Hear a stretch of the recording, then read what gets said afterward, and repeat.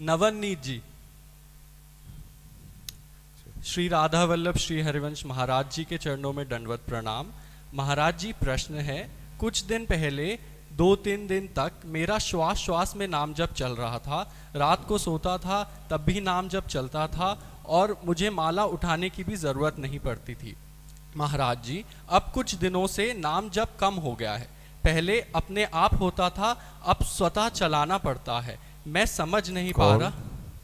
अच्छा, हाँ, इतना बात समझो कि जब कोई अपना रस देना चाहता है तो पहले अपनी तरफ से वानगी दी जाती है। जैसे आपको नशेबाज बनाना हो ना, तो 10-5 दिन हमें अपनी जेब से खर्चा करके खवाना पियाना पड़ेगा, और जब आपको लत लग जाएगी ना नशे की, तब आप पीछे डोलोगे, फिर भी हम आपको देंगे नहीं, क्योंकि आपके अंदर वास्तविकता नशेबाजी आनी चाहिए।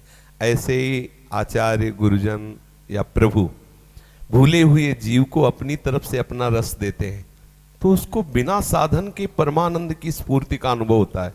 और जब उसको एकाग्रता बंधती है जहां, ताऊ वो जो कृपा से रस स्फुरित हो रहा था वो हट जाता है। अब साधन करो, क्योंकि साधन से ही आप उस रस को पचा सकेंगे। इसीलिए प्रभु मिल मिल के और छुप छुप जाते हैं कि जीव की स्थिति प्रेममय हो जाए। तो इसलिए नारद जी से प्रभु ने यही कहा, जब जंगल में भागवत के प्रसंग में देखिए, जब एकांतिक जंगल में उनको दर्शन दिए तो विकल होकर फिर और दर्शन की लालसा की, तो बोले अब तभी होंगे जब पूरे योगी बनोगे, अधकचरे नहीं। इस जन्म में मैंने तुम्हें झांकी इसलिए दिखाई कि तुम मेरे भजन में तन्मय हो जाओ। तो उस समय वो तुम्हारे साधन जन्य परिणाम नहीं था कि वो भजन हो रहा था, वो कृपा जन्य था। अब साधन में लगो और वैसे भजनानंदी बनो जो स्वाभाविक भजन होने लगे, जो आपको वो अनुभव कराया गया। वो जब स्वाभाविक भजन हमारे हृदय में चलने लगता है तो वो कभी रुकता नहीं। इसका परिचय ये होता है स्वाभाविक का।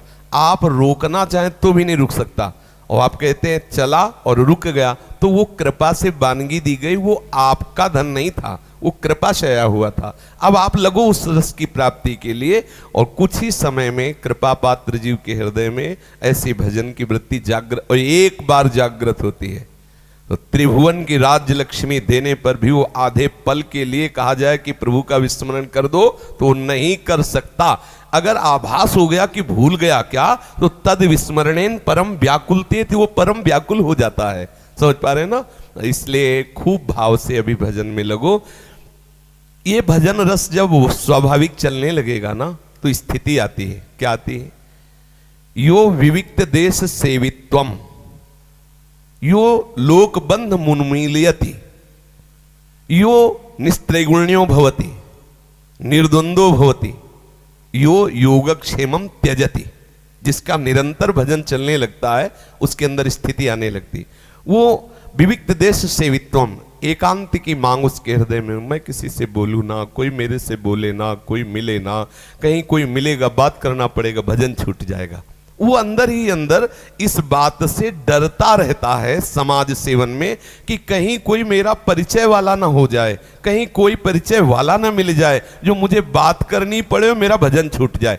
इसलिए यो विविक्त देश सेवित्वम और लोकबंध मुन्मूलयति, लोक बंधन को जड़ से उखाड़ फेंकता है कि वो मामा आए, फूफा आए, जीजा आए तो हमसे उनको व्यवहार करना पड़ेगा। वो अंदर से बिल्कुल संबंध रहित हो जाता है, क्योंकि उसका संबंध भजन से। अगर भजन छूटता है तो कोई भी हो, तजिएता कोटि बैरिशम यद्यपि परम स्नेही, वो इतना आसक्त चित्त होने लगता है भजन से, तब उसका भजन। फिर भजन का प्रभाव क्या होता है? हमारे हृदय में 3 गुणों का प्रभाव पड़ रहा है। कभी बहुत भजन की प्रवृत्ति आती, कभी भोगों की प्रवृत्ति आती, कभी काम क्रोध लोभ आदि का तांडव देखते हुए हमारे अंदर क्रोध की, हिंसा की, निद्रा की, आलस्य की, प्रमाद की, ये प्रवृत्तियां जागृत रहती, ये गुणों के चक्र से। लेकिन जिसके हृदय में ऐसा भजन चलने लगता है, वो उसे त्रिगुणातीत स्थिति प्रदान करता है कि इन गुणों के प्रभाव से प्रभावित होकर उसका भजन नहीं छूटने वाला। जब ऐसा भजन होने लगा तो किसी द्वंद्व का उसके ऊपर प्रभाव नहीं पड़ता, और उसके हृदय में इतना आनंद होता है कि योगक्षेमम त्यजति, वो योगक्षेम की भी परवाह नहीं करता और अखंड स्मरण में मगन रहता है। तो हम अभी भजन मार्ग में आगे बढ़े। प्रभु अपने जन को पक्का बनाते हैं। जैसे छोटा बच्चा है ना, तो माँ पकड़ के चलाती है, जब देखती 4 कदम ठीक से चल लिया तो छोड़ देती है, और जहां लड़खड़ाया फिर दौड़ पड़ी, वो चाहती कि वो अपने पैर से चलने लगे, इसलिए वो छोड़ दिया करती है। वो कर्कश नहीं, कठोर नहीं, वो छोड़ती है उसके हित के लिए कि वो पक्का हो जाए।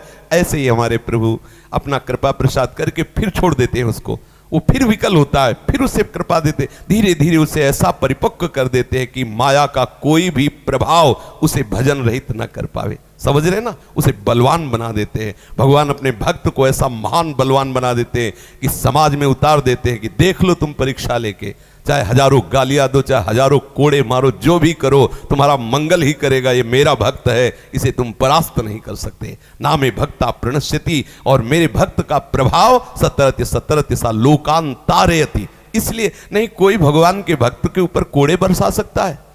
जो अपराध भक्त कर करे राम रोष पावक सोच रहे। भगवान को गालियां दे दो तो उनको बर्दाश्त हो जाएगा, लेकिन उनके भक्ति की तरफ अगर आंख उठाई तो ऐसा कौन त्रिभुवन में है कि भक्त को आंख उठा के भी उस चैन से देख सके। राम रोष पावक सोच रहे।